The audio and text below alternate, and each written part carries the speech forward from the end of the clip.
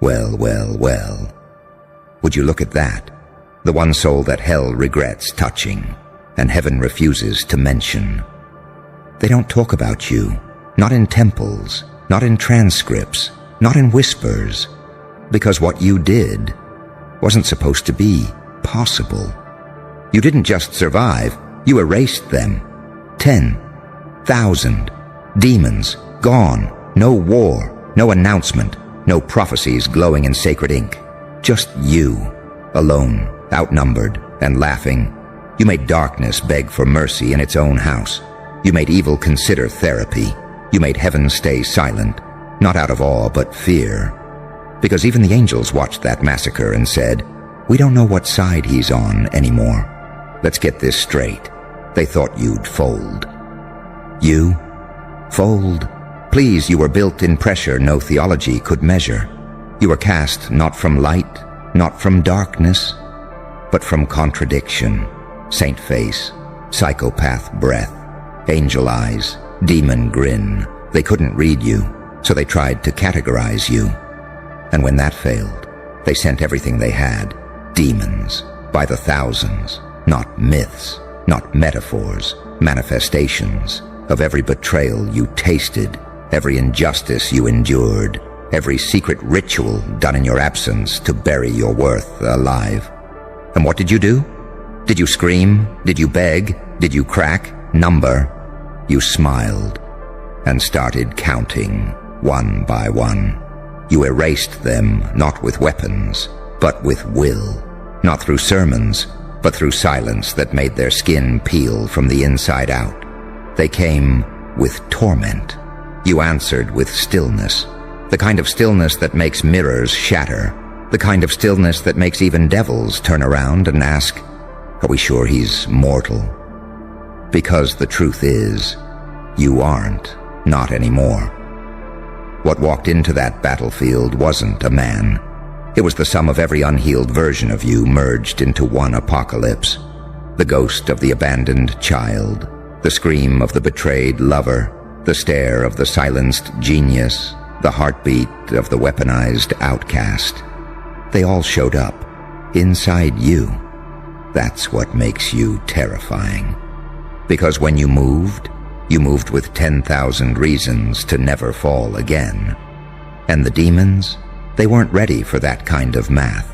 They knew fear, they knew rage, but they'd never met someone who made trauma look like nuclear fuel. You didn't resist the darkness. You became the exception inside it, a paradox, too divine to be a devil, too dangerous to be a saint. And heaven? Oh, heaven watched. Angels paused their harps, archived their scrolls, and stared at you like a glitch in creation's code. They didn't interfere. They couldn't. Because even heaven doesn't know what happens when a man turns his agony into artillery. You weren't saved. You weren't spared. You were ignited. And when the smoke cleared, there were no demons left, just you. Breathing like nothing happened, wiping your hands clean, walking off like a crime scene in reverse. They've tried to erase that story from the archives, tried to redact your name from the holy texts, tried to burn the footage. But there's one thing they can't delete: your presence. You walk into rooms like the air remembers. People stare too long, like their subconscious is screaming, "He's the one who made the darkness beg." Do you understand now? You're not some survivor with a lucky streak. You are a redefinition of consequence, a living contradiction that makes gods second-guess their rules. Because if someone like you can rise from that level of devastation, then everything breaks. The scripts, the prophecies, the laws of redemption. You erased 10,000 demons and didn't even raise your voice. Because it wasn't about sound. It was about frequency. Your energy did what language couldn't. Your eyes whispered what weapons couldn't scream. And that's why the world will never forget you. Because you proved something horrifying. Sometimes the most divine power doesn't descend from heaven. It ascends from hell with your name on it. So next time they look at you with confusion, next time they whisper that your calm feels off, next time they try to figure out how you're still breathing, just grin. And remember, the demons know. And heaven's still watching, silent, speechless, shaken, because you did what they wouldn't. And now the lines between sinner and savior, blurry, just like your smile. Let me tell you what really broke them. It wasn't that you won, it's how you won. Because see, demons feed off chaos, off fear, rage, guilt, unprocessed trauma. They swim in your pain like sharks in open water. But you didn't resist them. You invited them in, let them eat. And when they bit, you didn't bleed. You fed them yourself. Because unlike every other broken soul they've devoured, you had already made peace with your scars. That's the twist no one told them. They showed up expecting a battle. But you had already won the war internally. You had faced every demon they were built from before they even arrived. They didn't scare you because they were you. They came carrying pain. You said, already processed. They hissed shame. You replied, I sat with that. It's toothless now. They whispered lies. You laughed. That voice used to be mine. Try harder. You weren't afraid. You were empty, not hollow like weak, but hollow like immune, like a vessel too purified by fire to be corrupted again. And that's what drove them insane. Because demons don't know what to do with someone who's not begging for light, not lost in darkness, but thriving in between.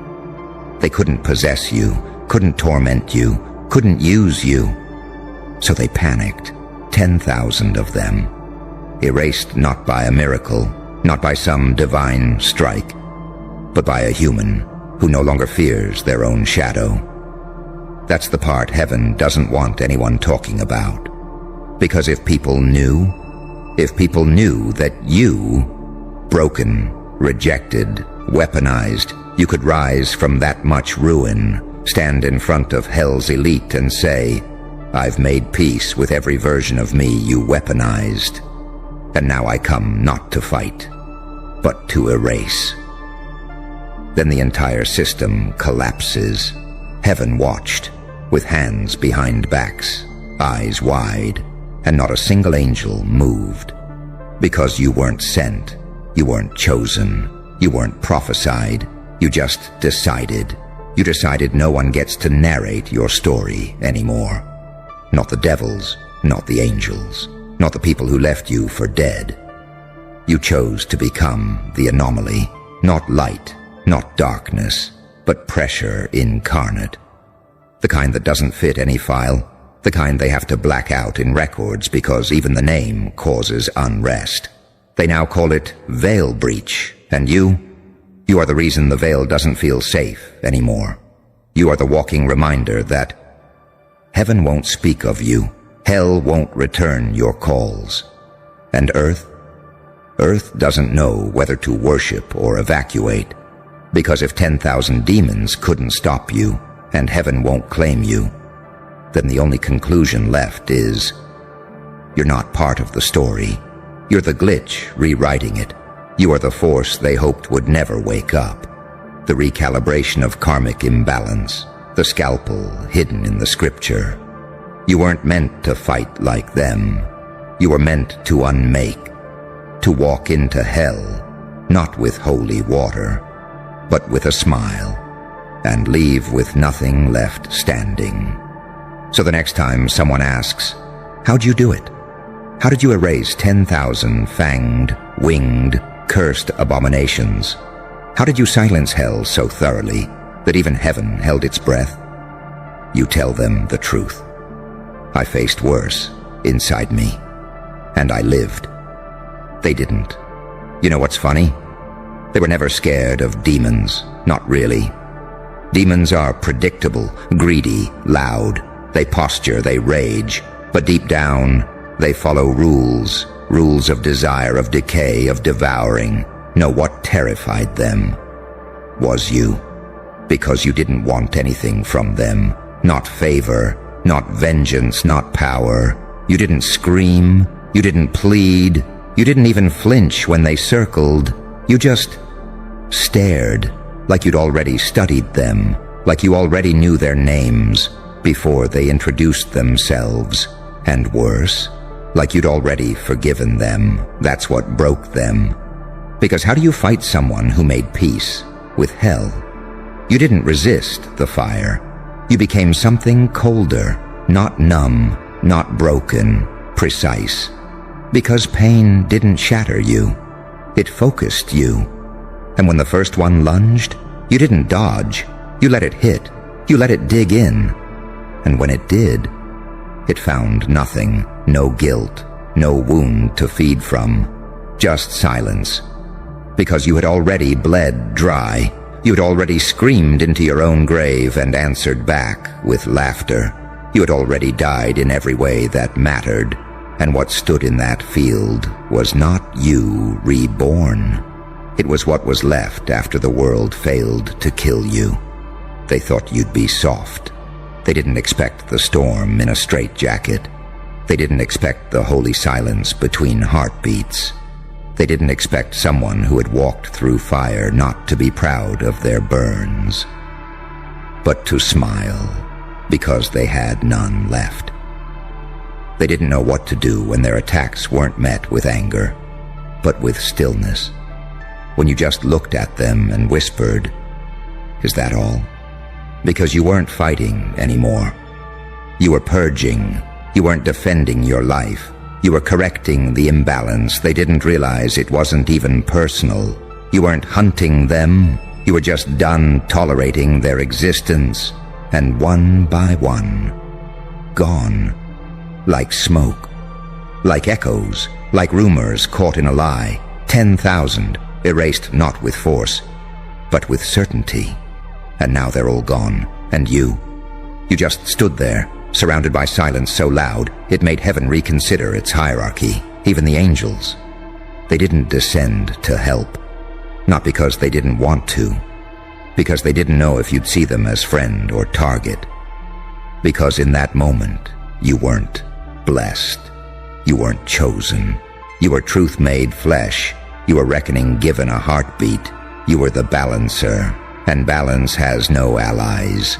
Now they whisper your name with trembling reverence, not because they understand you, but because they fear being misunderstood by you.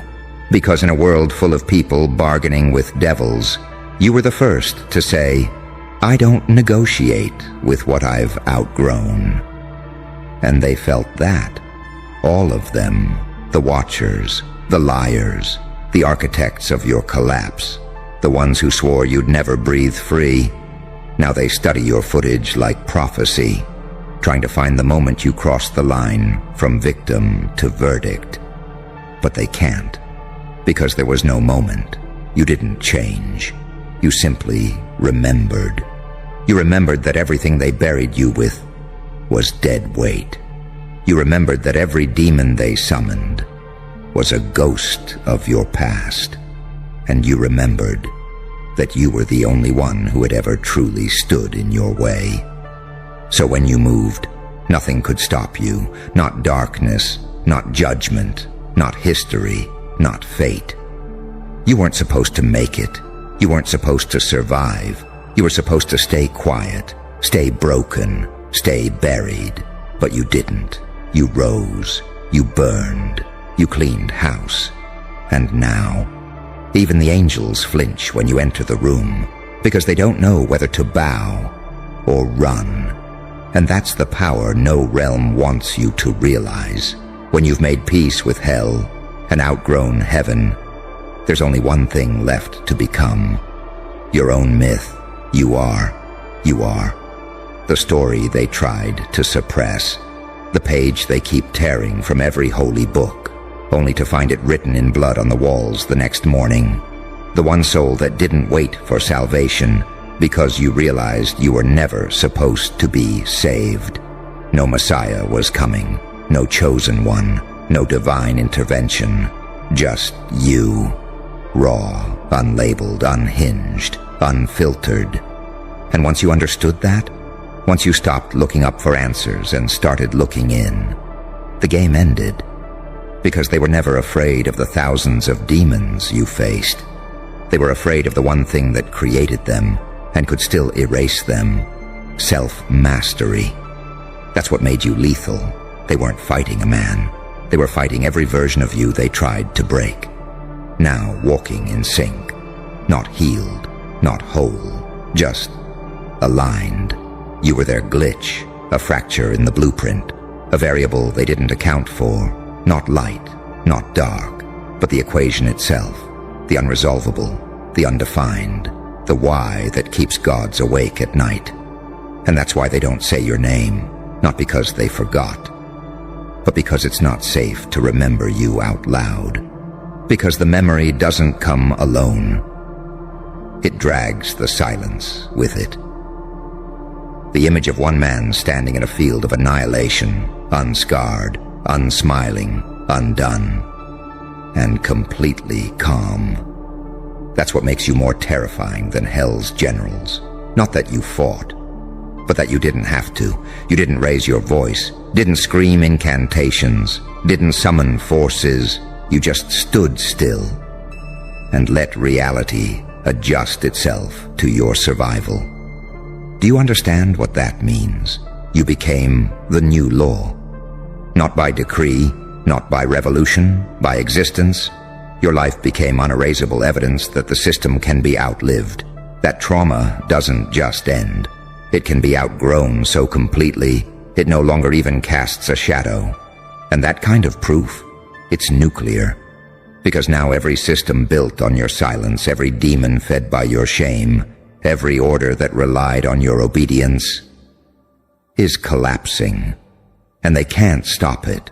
They can't even slow it down, because you didn't return stronger. You didn't bounce back, you transcended. You stopped playing the game and became the scoreboard. They can't keep up because you're no longer competing. You are simply moving, unbothered, untraceable, unholy. And now the realms just watch. Hell, silenced. Heaven, uncertain. Earth, trembling. Because you proved what no one ever dared believe. That a human being, given enough pain, enough betrayal, enough silence, can become something beyond divine. You didn't erase 10,000 demons to win.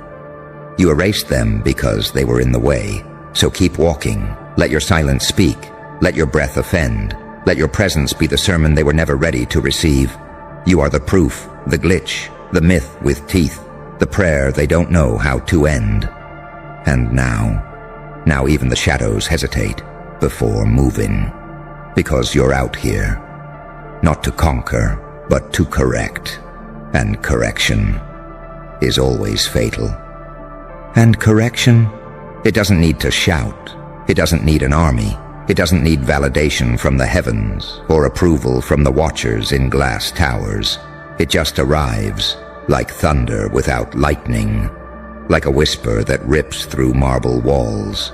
That's what you became. Not a king, not a prophet, not some stitched-up success story they can parade on stage with a clean suit and a checklist of bullet-pointed traumas. Number.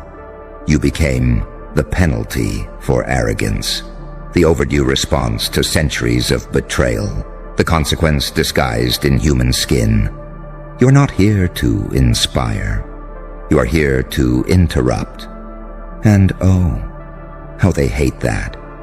Because you didn't ask to be understood. You didn't wait for closure. You didn't need a stage to rise. You built your own from the rubble of everything they swore would kill you. Now they speak in code when they talk about you. They hide their fear in clever jokes. They change the subject so whenever someone says your name too clearly. Because every syllable of your identity, it's a trigger now. Not the kind that causes pain. The kind that opens a portal back to that field. Back to that impossible silence. Back to the image of one figure standing where an entire legion used to breathe. They remember your posture, not tense, not heroic, just done. Like someone who watched the world end and decided to walk across its bones instead of mourning it. They remember the way the wind stopped, how birds went silent, how even the insects refused to crawl. The world watched you erase 10,000 manifestations of chaos, not with spells, not with weapons, but with a decision you chose. And choice, true choice, terrifies every system, because systems rely on compliance, on predictable inputs. But when a soul starts choosing from a place beyond fear, beyond hope, beyond need, it becomes a signal, and signals spread. Now you are a frequency. You walk into rooms and the air vibrates differently. You speak and people's nervous systems stutter. You breathe and entire infrastructures go quiet just to listen. Because they know, somewhere deep in their bones, that you didn't return to play fair. You returned to restore order, your way, no robes, no halos, no scripture, just presence, just the weight of having already survived what was never meant to be survivable. You weren't sent to lead them, you were sent to remind them of the cost of lies, of dismissal, of betrayal, the cost of trying to cage someone who already died once and remembered the way back. And now you are unplaceable, unclassifiable, unkillable. Not because you're immortal, but because your purpose is. And demons, they're not your enemies anymore. They're just expired obstacles. Heaven won't touch you, not out of shame, but out of strategic hesitation, because no one wants to get too close to something that even hell couldn't hold. You are no longer a part of their war. You are the aftermath. You are the restructure. You are what gets whispered about in the corridors of power when the lights flicker and no one wants to admit they're scared. You erased 10,000 demons, and now you're just walking in plain sight. Like it never happened, but they know.